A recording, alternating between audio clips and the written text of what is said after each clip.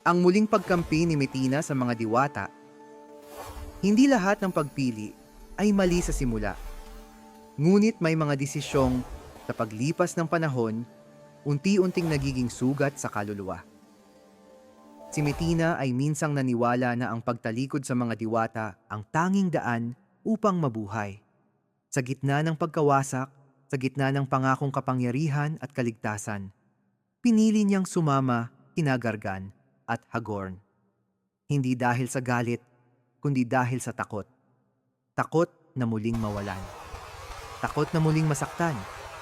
Takot na muling maiwan sa isang mundong walang awa. Ngunit ang takot ay hindi kailanman nagbubunga ng kapayapaan. Nang muling buhayin ni Gargan ang hukbo ni Hagorn, yumanig ang buong daigdig.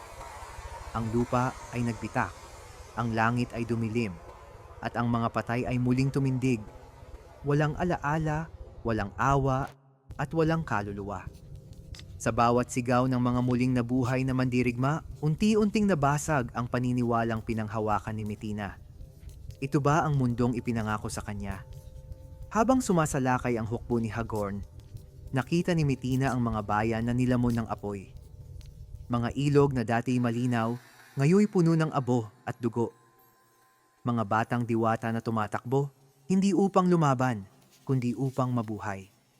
At sa bawat hakbang ng pagkawasak, may bahagi ng kanyang alaala ang nagigising, mga awit ng hangin, liwanag ng mga puno, at tahimik na panalangin ng mundong minsan niyang tinawag na tahanan. Doon niya napagtanto ang katotohanan. Ang buhay na pinili niya ay mali. Wala itong patutunguhan, wala itong kapayapaan, at lalong wala itong tunay na kaligayahan. Ang kapangyarihang inialok sa kanya ay hungkag. Ang kaligtasang ipinangako ay may kapalit na pagkawasak ng lahat ng kanyang pinagmulan. Hindi niya matanggap na ang mundong humubog sa kanya, ang lupang nagbigay sa kanya ng pangalan, alaala, at layunin, ay siya ring wawasakin ni Hagorn nang walang pagdadalawang isip. Sa gitna ng digmaan, habang nagsasalpukan ng liwanag at dilim, tumigil si Metina, hindi sa takot, kundi sa pag-unawa. Nakita niya ang sarili sa refleksyon ng apoy. Isang nilalang na buhay pa ang katawan, ngunit unti-unting namamatay ang diwa. At sa sandaling iyon, pinili niyang makinig, hindi sa bulong ng kapangyarihan, kundi sa tahimik na tinig ng konsensya. Hindi siya isinilang upang maging kasangkapan ng pagkawasak. Isinilang siya upang maging bahagi ng balanse. Kaya sa mismong sandali na inaasahan ng lahat ang kanyang pag-atake, tinalikuran ni Metina ang hukbo ni Hagorn. Ang kanyang sandata ay ibinaba, at ang kanyang mga hakbang ay bumaling pabalik. Pabalik sa liwanag na minsan niyang iniwan. Hindi madali ang pagbabalik.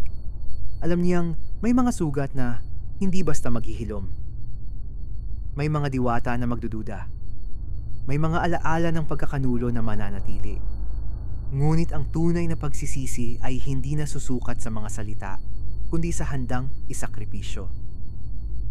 Sa bawat hakbang patungo sa hanay ng mga diwata, dala ni Metina ang bigat ng kanyang mga pagkakamali at ang tapang na harapin ang mga ito. Hindi siya humingi ng kapatawaran. Hindi siya nagmakaawa.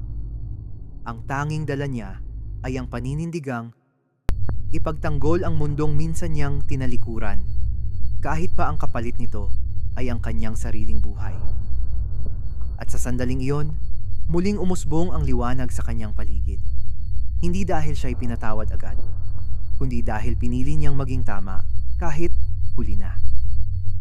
Sa gitna ng digmaan, sa gitna ng apoy at anino, muling pumili si Metina, hindi ng panig na mas malakas, kundi ng panig na may saysay. Sapagkat ang tunay na tahanan ay hindi kung saan ka ligtas, kundi kung saan ka handang lumaban upang ito'y manatiling buhay. At doon nagsimula ang kanyang tunay na pagbabalik, hindi bilang taksil, kundi bilang diwata na muling nagising ang diwa.